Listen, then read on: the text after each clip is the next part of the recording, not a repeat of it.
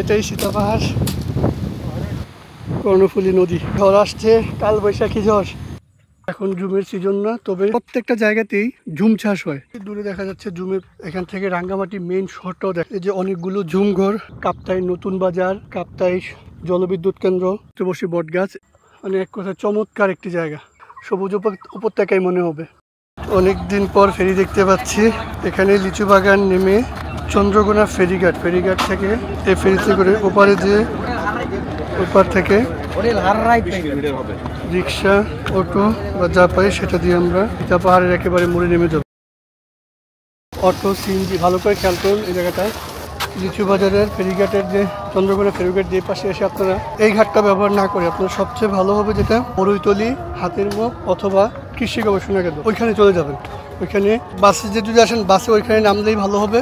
অথবা যদি লিচু বাগান নামেন, এখান থেকে আপনার 20 টাকা করে নিবে, ওইখানে চলে যাবেন। ওইখান থেকে শুধু নৌকা দিয়ে ওই পারে গেলেই আপনারা সীতা পাহাড়ের যে ঘাটটা ওই পারে নিয়ে যাবে। একদম সহজ রাস্তা, আর এই রাস্তায় আসার কোনো প্রয়োজন নেই। আর যদি এসেই পড়েন তাহলে এখান থেকেও নৌকায় যেতে পারবেন, তবে নৌকা ভাড়া 150 থেকে 200 টাকা নেবে। তবে আমার মনে হয় এই পথটা ঘোরার কোনো মানেই হয় না। আপনারা চেষ্টা করবেন না, যদি সীতা পাহাড় যান আপনারা বড়ইতলি, হাতিমুড়া বা কৃষি গবেষণা যেটাই বলেন ওনারা চিনবে, ওইখান থেকে চলে যাবেন। সীতা পাহাড়ের যেই ঘাটটা আছে ওই ঘাটটা পাবেন।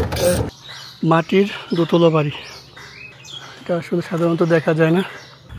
সুন্দর প্রকৃতি দেখতে দেখতে হেঁটে যাচ্ছি সীতা পাহাড়ের উদ্দেশ্যে। নীরব, নিরিবিলি, পাখিদের কিচিরমিচির, স্নিগ্ধ একটি চোখের যে একটা আরাম, শান্তি, প্রশান্তি সবটাই পাচ্ছি। সব মিলিয়ে অসাধারণ। পাহাড়ি পাড়ার ছোট ছোট ঘর, এগুলো কিন্তু ঝুমঘর না। পাহাড়ের উপর ঝড় আসছে, কালবৈশাখী ঝড়। চারিদিকে কর্ণফুলী নদী, মানে এই দৃশ্যটা, এই পরিবেশটা ভিডিও ফুটেজে বা কোনো কিছুতে কোনোভাবেই বোঝানো সম্ভব না। শীতল বাতাস,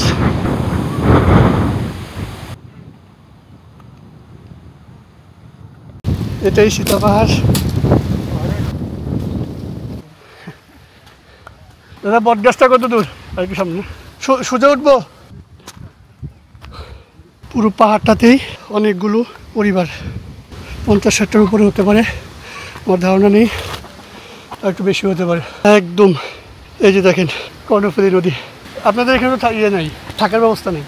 অনেক খাবার আছে তো, অনেক কিছু খাবার আছে। খাবার বলতে ঝুমঘর আছে না? আচ্ছা আচ্ছা, ঝুমঘরে ওখানে থাকতে পারে। সীতা পাহাড়ের এই জায়গাটাতে আগে একটা বৌদ্ধ বিহার ছিল, এখন এটাকে ভেঙে নতুন করে আরো সুন্দরভাবে করা হচ্ছে।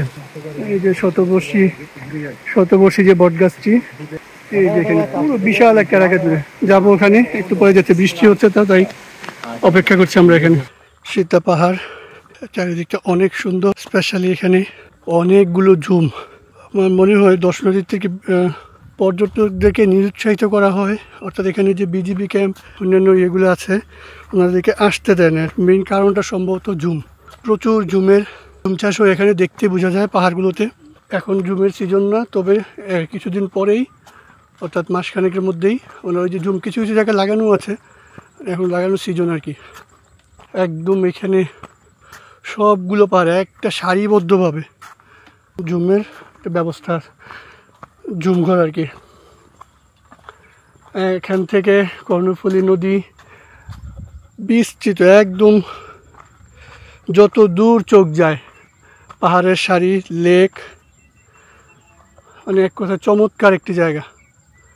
কিছুক্ষণ পরপরই, কিছু দূর পরপরই ঝুমঘরগুলো দেখানো যাচ্ছে না, অবশ্য ক্যামেরা আসতেছে কিনা বলতে পারতেছি না। এইখান থেকে দেখা যায় অনেকগুলো ঝুমের ঘর। আমরা এই জায়গায় নিচে এখানে নামলে বোট পাবো? হ্যাঁ, এখান থেকে সোজা যেতে হবে। বোট কি পাওয়া যাবে? নিচে অনেকটা ঘর আছে না? এই যে বৌদ্ধ মন্দির, এখানে এই যে এই গাছটা শতবর্ষী বট গাছ, এখানে একটা আছে, আর একটু নিচের দিকে পাহাড়ের জন্য দেখা যাচ্ছে না, ওইখানে আরেকটা আছে। কাপ্তাই নতুন বাজার, কাপ্তাই জলবিদ্যুৎ কেন্দ্র, আর হাতের বাম পাশে এদিক দিয়ে যা দেখা যাচ্ছে পুরো পাহাড়ের সারিটাই হচ্ছে এখানে ঝুম চাষ হয়। এখান থেকে রাঙ্গামাটি মেইন শহরটাও দেখা যায়। বিশেষ করে সকালবেলায় এই প্রত্যেকটা পাহাড়ের এতে মেঘেরা ভাসে, মেঘ দেখতে পাবেন। আর এখন তো একটু দুপুর টাইম, বিকেলবেলা হলেও জায়গাটা অনেক সুন্দর মনে হয়। এটা একটা ঝুমঘর, এখন কেউ নেই, তবে অল্প কিছু দিনের মধ্যেই, অর্থাৎ 2-1 মাসের মধ্যেই, জুন জুলাইয়ের দিকে এগুলো ভরপুর হয়ে যায় ঝুমের। যারা এখানে ঝুম চাষ করে তারা এখানে থাকেন। এই যে ঝুমঘর, এখন মূলত কলা গাছ, পেঁপে গাছ এগুলোর চাষ হচ্ছে। কিছুদিন পরে জুন মাসের দিকে আবার রোপণ করবে ধানের। তখন এই জায়গাটা সবুজের একটা সবুজ উপত্যকায় মনে হবে। উঁচু উঁচু পাহাড়গুলো থেকে ঢালুভাবে নেমে এসেছে। আসবেন মূলত জুলাই চেয়ে ভালো আগস্ট সেপ্টেম্বরের দিকে যখন আসবেন তখন খুবই ভালো লাগবে।